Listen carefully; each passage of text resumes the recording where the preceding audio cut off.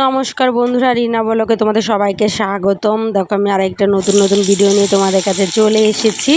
আজকে আমি রান্না করব হলো তোমার চাপিলা মাছ। হ্যাঁ, চাপিলা মাছ রান্না করছি। আসলে চাপিলা মাছ অনেক দিন হয়েছে, চাপিলা মাছটা আমি খাই না। আমি অনেক আগে খেয়েছি, সে আমার মুখে লেগে রয়েছে। তাই আমি আজকে বাজারে গেছি, চাপিলা মাছ দেখি আমি কিনে নিয়েছি। তাই আমি ভাবলাম বন্ধুদের সাথে একটু শেয়ার করি। দেখো আমি এখানে বেগুনগুলো সরু সরু করে কেটে নিয়ে ভেজে নিলাম নুন দিয়ে, সামান্য একটু ভাজার পরে তারপর দেখো এখানে সরষের তেল, এই মাছের রেসিপিটা সরষের তেলে রান্না হবে। সরষের তেলে রান্না করে দেবে, গন্ধটাই খুব সুন্দর। আর চাপিলা মাছ তো পুরো ইলিশ মাছের মতন গন্ধ বেরোবে। দেখো এখানে আমি কালো জিরে ফোড়ন দিয়ে দিয়েছি। দেওয়ার পরে মিক্সচারে আমি টমেটো, কাঁচা লঙ্কা, জিরে সব মিক্সচার করে তারপরে দেখো আমি তেলের মধ্যে ছেড়ে দিলাম। ছেড়ে দেওয়ার পরে এবার আমি করব হলো তোমার ভালো করে মশলাটা কষাতে হবে। এবার পরিমাণ মতন আমি এখানে লবণ দিয়ে দিলাম।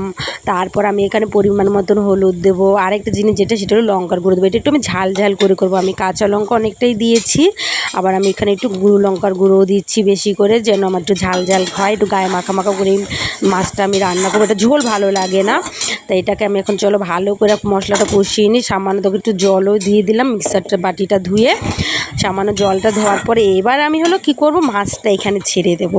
মাছটা হলো কাঁচা, মানে মাছটা কাঁচা বলতে মানে মাছ ভাজা হবে না, কারণ ভাজলে এই মাছের কিছুই থাকবে না, কোনো গন্ধই পাবে না তোমরা। তাই কাঁচা এই মাছটা এভাবে ছেড়ে দিতে হবে। মাছ সাঁতলিয়ে রান্না করতে হবে যাকে বলা হয়। তা আমি এখন মাছটা তখন একটা সাঁতলানো হয়েছে, আমার ফুটছে, টকবক টকবক করবে। এবার আমি কি করব, ভাজা যে বেগুনটা আছে সেই বেগুনটা আমি মাছের উপর দিয়ে দিচ্ছি আস্তে আস্তে করে। আমি বেগুনটা কোনো বেশি ভাজিনি, হালকা করে ভেজেছি, না হলে কী হবে বেগুন ঘেটে হয়ে যাবে। তাই আমি দেখো বেগুনটা ছেড়ে দিলাম। ছাড়ার পরে চলো আমি 2 মিনিট পরে আবার আসছি। দেখো এবার আমি তোমার এটাকে আমি ঢাকে মাছটা রান্না করছিলাম। দেখো 2 মিনিট পরে এসেছি। দেখো এখানে নিচে দেখো আমি খুন্তি দিয়ে নাড়ছি আর চড়বড় চড়বড় করে আওয়াজ হচ্ছে, তার মানে নিচে লেগে লেগে আসছে। আমার মশলা মাছ দুটোই কষানো হয়ে গেছে। তাই আমি কী করলাম, হালকা, বেশি না, দেখতে পাচ্ছ হালকা জল দিয়ে দিলাম আমি।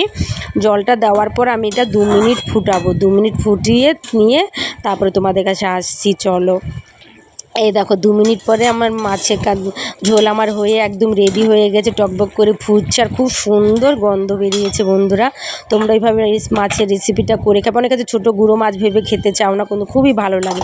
বন্ধুরা ভিডিওটা ভালো লাগে একটা লাইক করে দিও, চ্যানেলটাকে সাবস্ক্রাইব করে দিও।